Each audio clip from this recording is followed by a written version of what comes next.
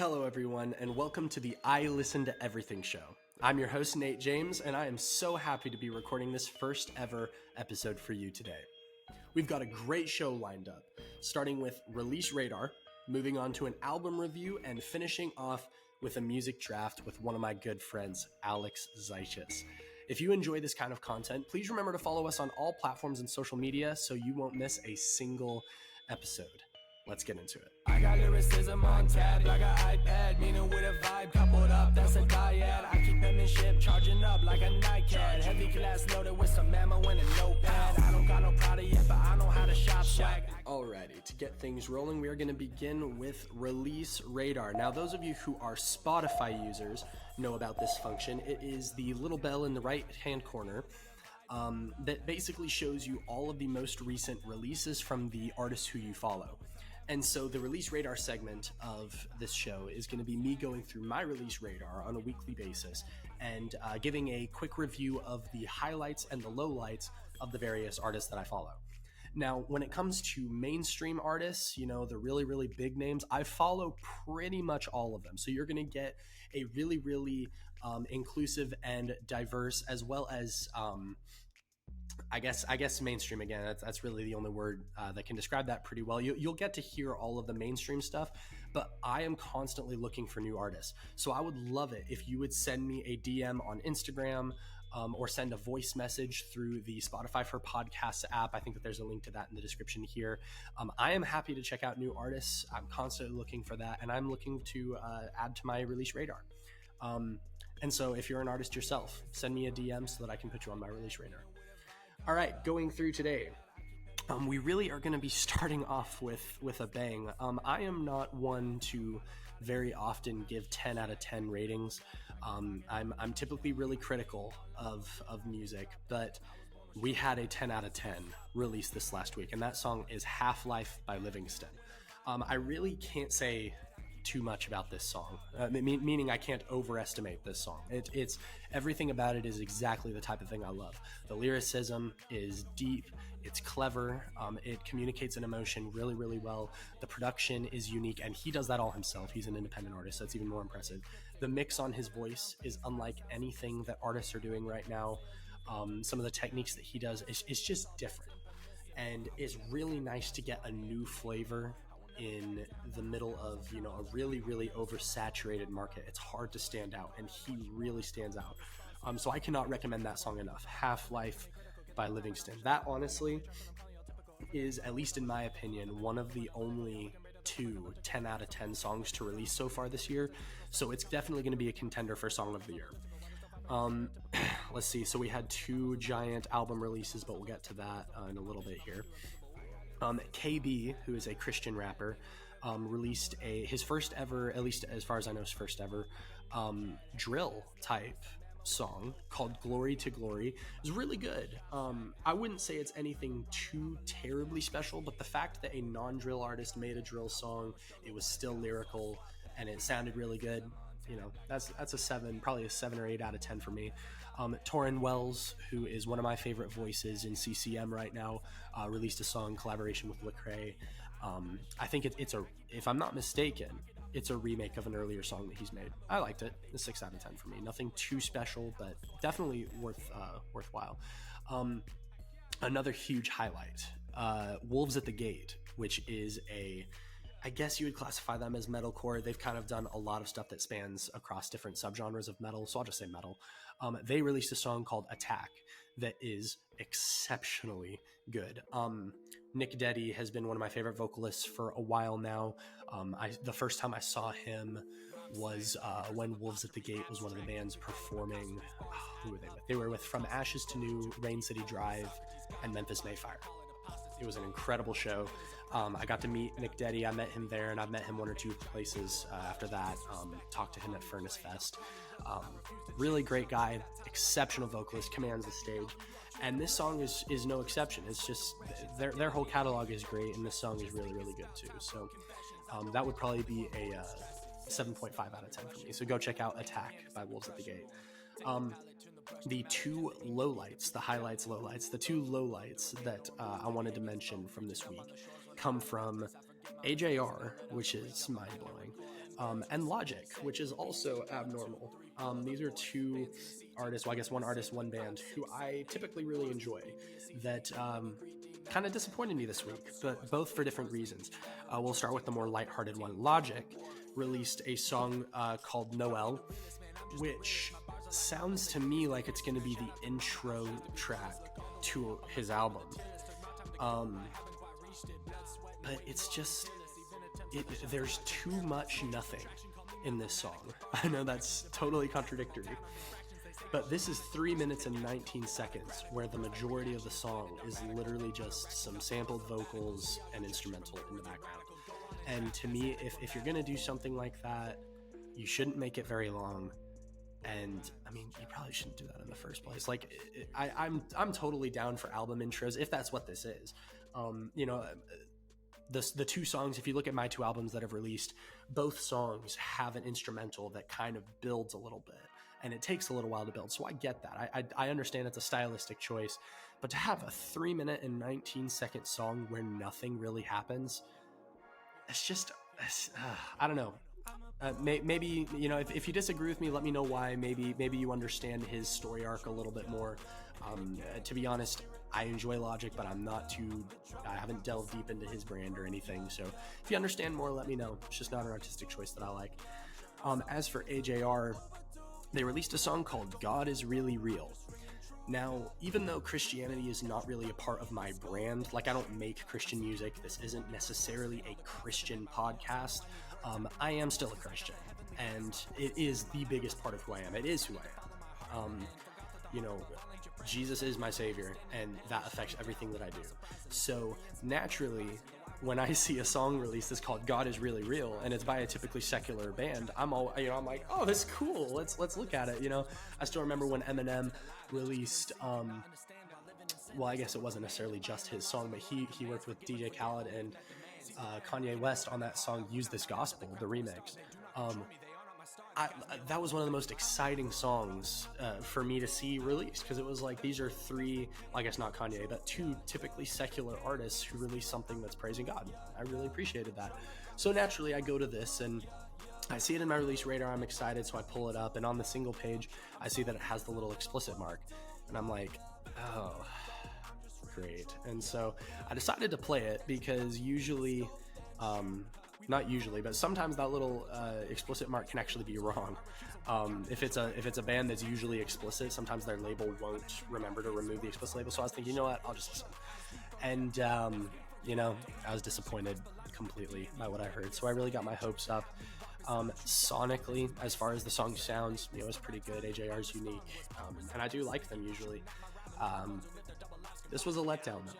So those were definitely the two lowlights. I would say that the takeaway from this week's release radar: go listen to Half-Life by Livingston, and go listen to Attack by Wolves at the Gate. Two very different genres, very different artists, but then again, what is this podcast? I listen to everything. Highly recommend both of those. Again, Half-Life, 10 out of 10. Such an incredible song. The way I discovered that, I kind of totally went through the typical promo funnel where I saw a snippet of it on TikTok when he was originally just making the song. Ever since then, I've been hooked. I shared it around with people before it was even made. It's been about 2 months, I think, maybe 2.5 since he's posted that. And he even released a song in between doing that. It was also really, really good. I just didn't cover it because it's old enough that it's not in this week. But ever since that song released, it didn't disappoint. Totally worth the wait. You got to go check it out. It's going to be a contender for Song of the Year. So I would say that about wraps it up for Release Radar. Let's move on to album review.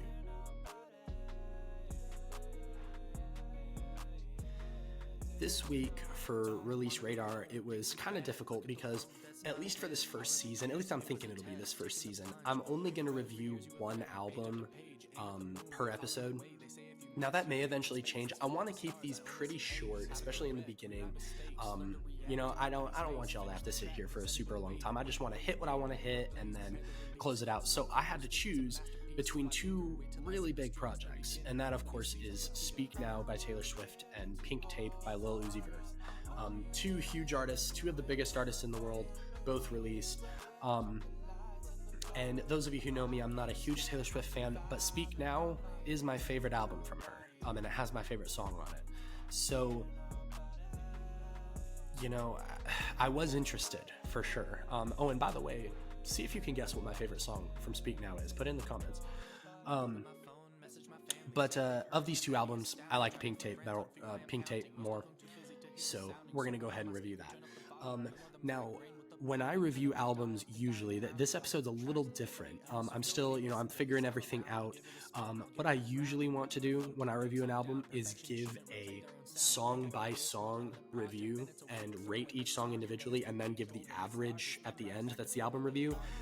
But as I was listening to Pink Tape, I was driving, I was on the road. I didn't even realize that was likely going to be the album that I review for this episode. So this one's not going to be as detailed. It's going to be pretty quick.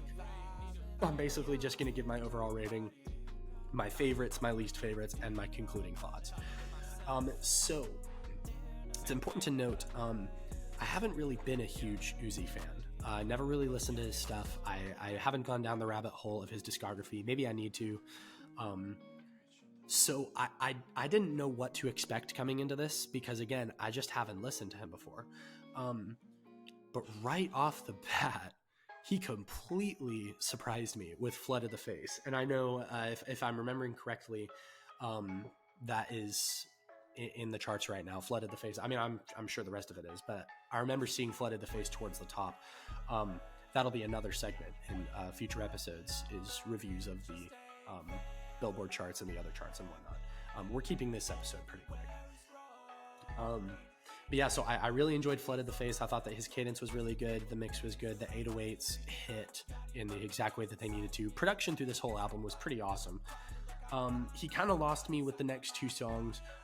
His song A, featuring Travis Scott, had a cool beat in the beginning that I actually restarted when it started because it was so fire. At least if I'm remembering correctly, I think that's the one. And it was like super good. And then it just lost me. So, take it or leave it. One of the only either 3 or 4 songs that I added to my playlist was the one right after that, which is Crush 'Em. Not too much to say about that. To me, it was just enough above average that it was worth re-listening to, which means it goes on my playlist. That's how my playlist works. If a song is good enough that I'm like, you know what, I like this, I'd be down to hear this again, I add it to my playlist. I don't really just shuffle my liked songs on playlist. My liked songs on repeat. I go to my playlist. So I was Crush 'Em, and then the next, I don't even know how many, 1, 2, 3, 4, 5, 6, 7, 8, 9, 10, 11, 12. The next 12 songs weren't really that impressive to me. It just kind of, it felt like a typical album. It's something that I understand now, now that, I've been an artist for 3 years and I'm not just a music listener. There very much is a difference between single songs and album songs, at least for most artists. I feel like a lot of artists look at albums as a way to put some of their mid songs or maybe even their bad songs under one thing to ensure that they get sales and they get streams and stuff like that. And so in a lot of ways, this album kind of felt like that. Now, of course, the 2 songs after those 12 that I mentioned really caught my attention with the song CS, which has a System of a Down sample, although it's not really a sample because he's the one who's singing it.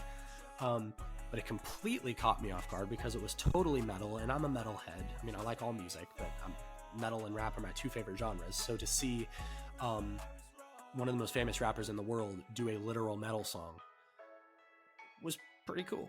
So, it's not even that the song was that great. It wasn't amazing, but it was good enough that I liked it.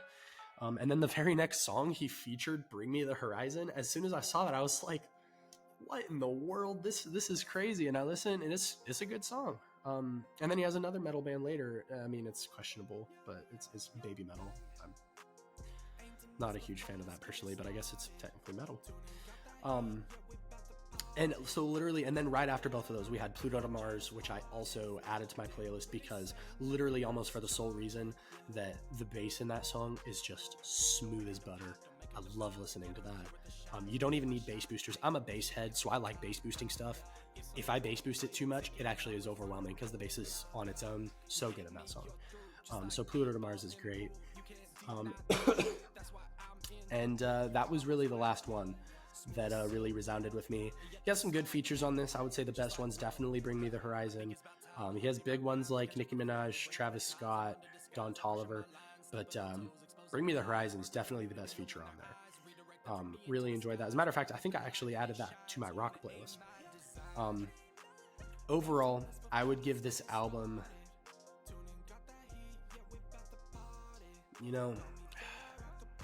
I would give this album probably a 6.5 out of 10 because it's definitely above average.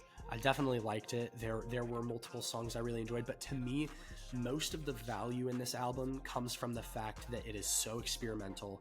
There is so much tinging into metal. If you listen, Uzi kind of messes around with a lot of these vocals that sound very metal. He does like some Fry Scream stuff. He does some like sounding vocals that I imagine for rap listeners, typical rap listeners, they were like, what in the world is he listening to? Or what in the world is he doing? But of course, all of us metalheads were like, hey, I know what you're doing.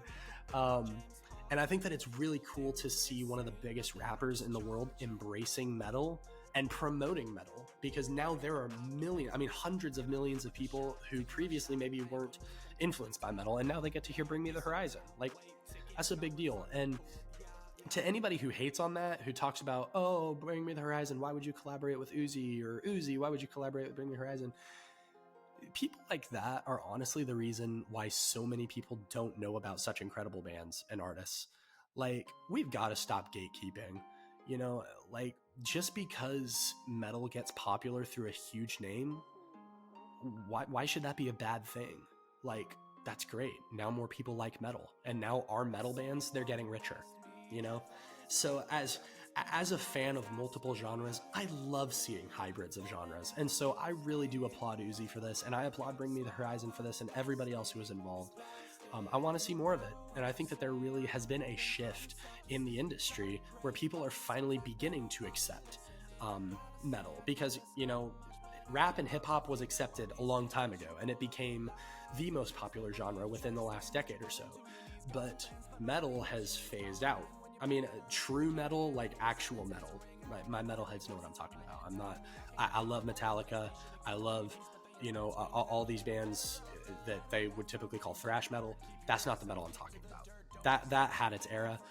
Real, true metal has never actually had its era yet. It hasn't had its mainstream era yet. And I'm very happy to see that there has been a shift. When we see things like Stranger Things giving Metallica their first Billboard Hot 100, or first Billboard number one, I don't know if it was their top 100 or number one, whatever it was, it gave them one of their first charting records. And granted, I am annoyed, just as annoyed at everybody else, at people who wear Metallica shirts just because of Stranger Things. I get that. I'm on the same page with you. But by the same token, Metallica's getting richer. They're getting more popular because of that. And so I feel like we shouldn't be too upset about that. So I'm really happy to see that there are baby steps happening right now where metal is being introduced into the mainstream. This isn't quite how far I wanted the genre to go. I know I've been rambling, but this is something I've been wanting to see happen for a while, and I'm really happy to see somebody like Uzi, who has the name that he has, take on something like this. So I guess we'll see where it goes, but hopefully it opens more people's eyes. So yeah, Lil Uzi Vert, Pink Tape, 6.5 out of 10, very experimental. There is a clean version on Spotify. Those of you who know me know that I like my music clean. My playlists are all clean. And that's part of how I rate songs. If it has to have the language in order to be good, I do not think that's a good thing. I think that actually takes away from it. And if you disagree with me, that's fine. That's all good. This might not quite be the podcast for you. This podcast was actually almost called the Clean Version Podcast. And I have no judgment for you if you do decide to listen to that. It's just, I really put a lot of emphasis on what goes into my brain, because I think that what goes into your thoughts become your actions, your habits, and your habits determine your character. And I think that's really important. So I try to have as much wholesomeness going into my brain as possible. I just think that's a good goal. That's not trying to be, I'm not trying to have some sort of high horse. I've listened to some explicit music before, of course, but It's not saying anybody's doing anything. I don't know. I don't want that to come across the wrong way. I realized as I was saying that might be how it's coming across. All that to say, there is a clean version of this album. I do applaud artists who, even when they're explicit, they make clean versions. So that's another point in Uzi's favor. Yeah, if you're a hip hop head, you'll probably enjoy this album. If you're a metal head, this might be one of the rap albums you enjoy. So I would encourage you to go check that out. And if you're a music fan in general, it's hit or miss. This may or may not be your thing. The production is really interesting. The mix is really interesting. If you're an audio engineer, you probably could learn something from it. But yeah, it's definitely worth a listen. I enjoyed it. Now on to our first ever music draft.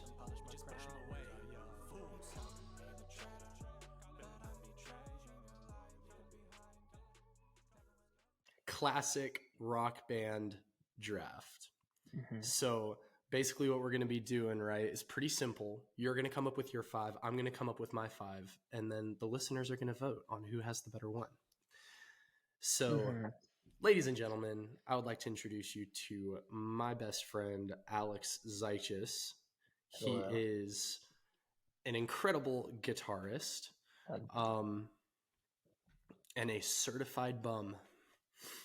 True. All right. So we are going to do rock, paper, scissors to see who starts the draft, okay? So, are we doing where, we alternate, or is it like the person who goes second gets 2 picks in a row? No, we'll just alternate. Okay. All right, you ready? Mm-hmm. Okay. Rock, paper, scissors, shoot. Dang it. Rock, paper, scissors, shoot. Rock, paper, scissors, shoot. Stop it. Rock, paper, scissors, shoot. Yes. Okay, I start. Okay. I know what you're going to pick. So I am going to start us off with Queen. I hate you. Okay. Yeah, I just won. My first pick. Yeah. Well, I'm going to go... You know what? I'm going to go with Led Zeppelin as my number 1. That was my next choice. I would be stupid if I let you get both Queen and Led Zeppelin. That would just be stupid. No, for sure. Okay. I'm going to go with... Okay, I'm going to go with the Eagles. Okay. Definitely not what I thought you were going to pick. Okay.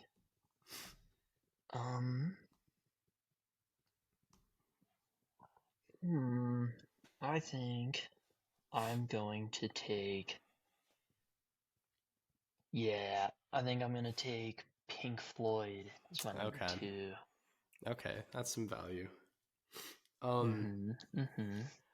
So just adding a little clarification, on one of these lists that I'm seeing, they have the Beatles listed as a classic rock band. We are not allowing that in this draft, just so you know. Okay, because I was like, who's going to pick the Beatles? No. Even if we acknowledge that they're rock, we're not picking the Beatles. Okay, I'm going to go with, for my 3rd round pick, I'm going to go with AC/DC.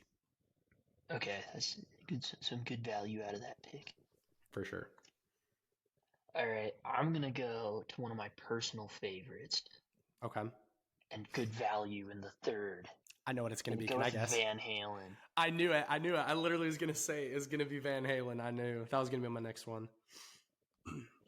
All right, let's see here. Okay.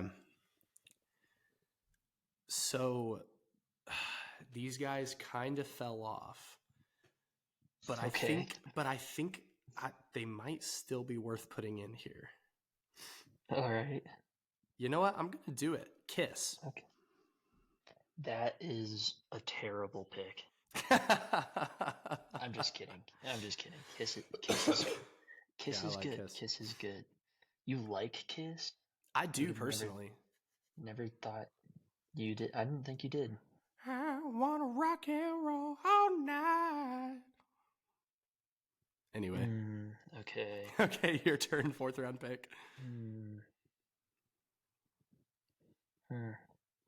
Now this is tough because I got some real bangers here that I could pick. Yeah, honestly.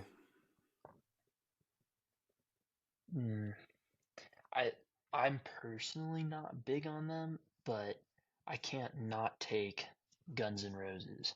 Yeah, they were one of the last few that I was looking at. Okay. Can't not do it. So I am on my last pick. Mm-hmm.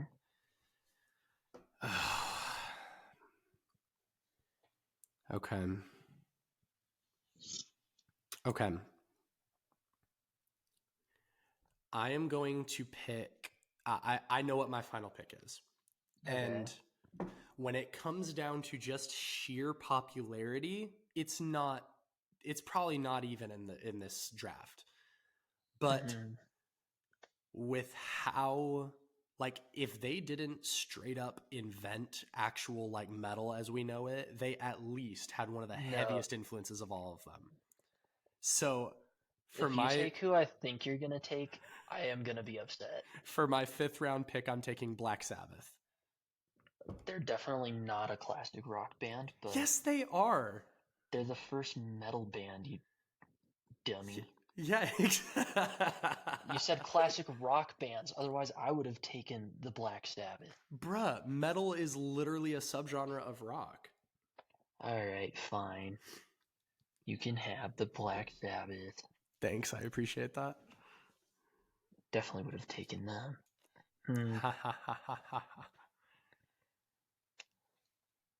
Close us out, my boy. What you gonna take? You know, I got a couple good ones I could pick. I have a couple predictions for what you might take.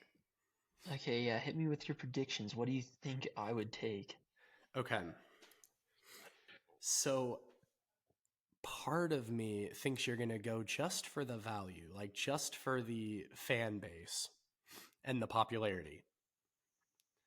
And if that's the case, then you got to go Rolling Stones. No, I don't like that. Yeah, no, I disagree too. But if we're taking for just like actual quality, well, I'm actually not going to say it because if you take it, you might win. So I'll just see if you take it. You know what? I'm going to pick a band, personally, that I like a lot. More of a nerd pick, I guess. Okay. I'm going to take Rush as my number 5. Okay. All right. Like learning Rush songs, very fun. Yeah. Have some big hits, you know? Okay, so my closing, my starters here.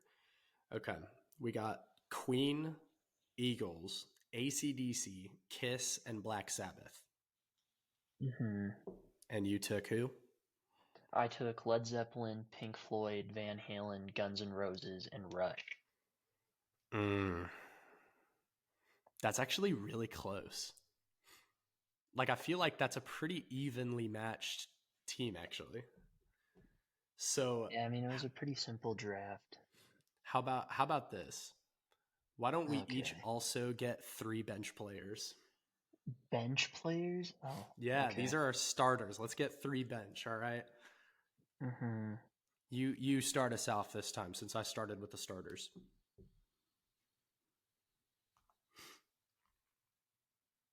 Okay.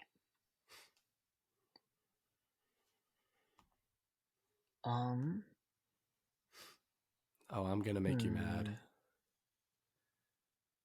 Oh, I'm a moron. I literally have like 5 picks that I should have taken.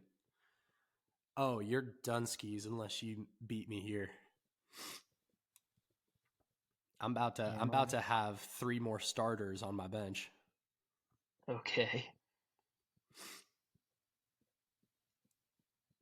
You know what? I'm gonna do it. I'm gonna take Jimi Hendrix, the legend. Okay. Jimmy. We all love Jimmy. I'm not mad about that. Because I am going to take Bon Jovi. Okay. You don't seem to be too thrilled about that. I mean, Bon Jovi's fine.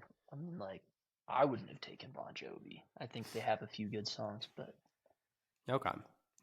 personally, though, then I'm going to take, as my second bench player, I'm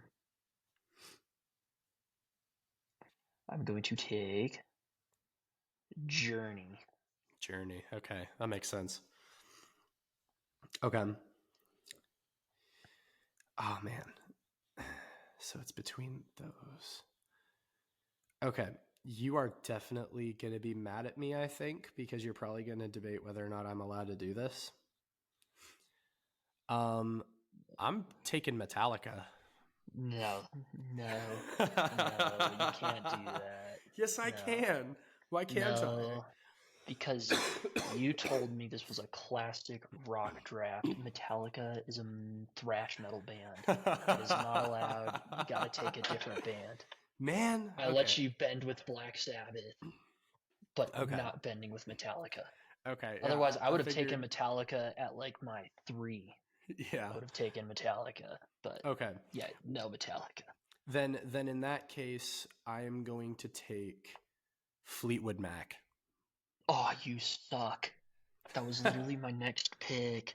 No. Yeah. I wanted Fleetwood Mac so bad. I thought you were going to forget about them. Well, I did until just now. I was thinking through and I was like, oh, we completely left Fleetwood Mac out of all of this. Okay. That definitely makes this tough. Alright, so I need one more. You need one more. Okay.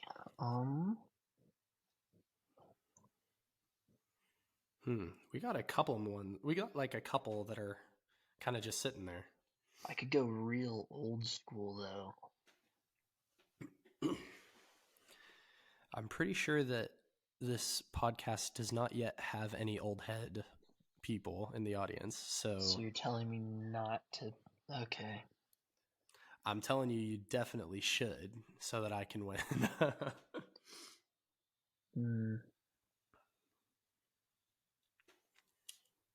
This last pick is going to be hard unless you make it easy on me.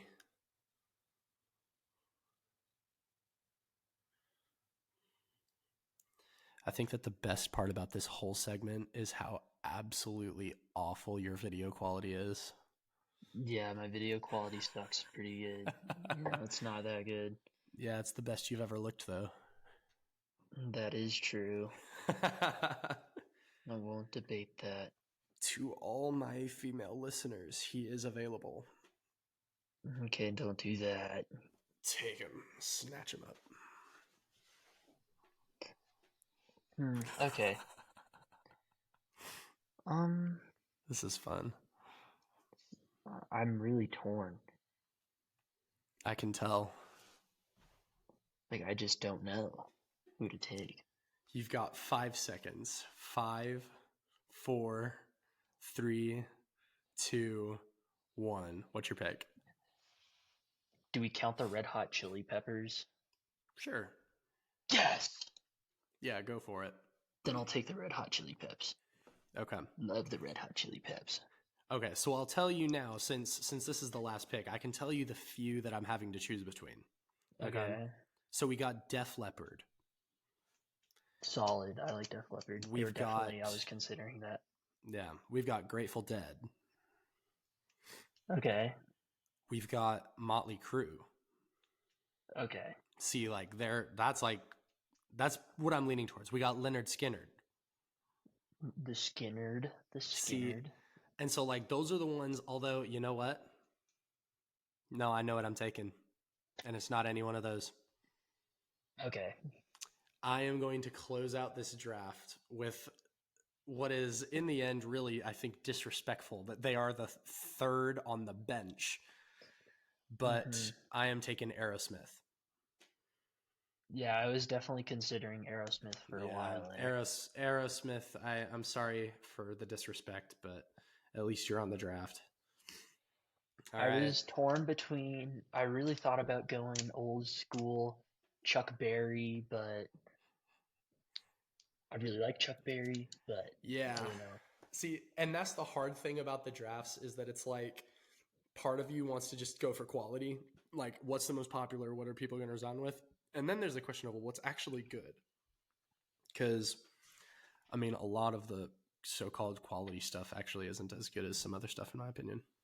Mm-hmm. But all right, well, that is the end of the very first draft for the I Listen to Everything podcast. Please leave a comment on who you think won the draft.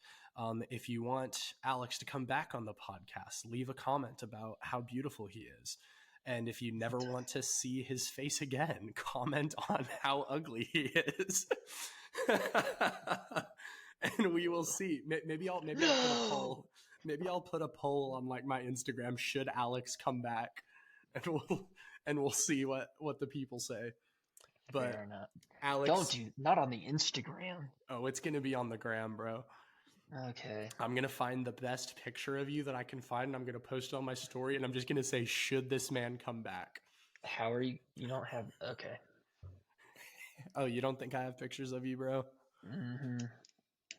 You know what? Why don't I just take one now? No. How about no?